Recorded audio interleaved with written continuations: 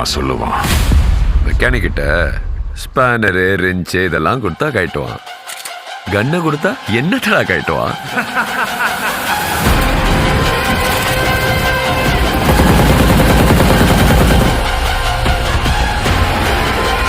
Hello சிவரா வந்துட்டு இருக்கோம்ல. Sorry அண்ணா, நானே பின்னாடி போயிடுறேன்.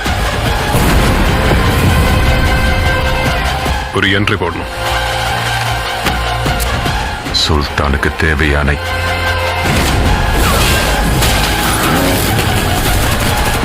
எல்லாத்தையும் அவன் கொண்டு வந்தான். தேவையில்லாத எல்லாத்தையும் துவம்சம் செஞ்சிருவான்.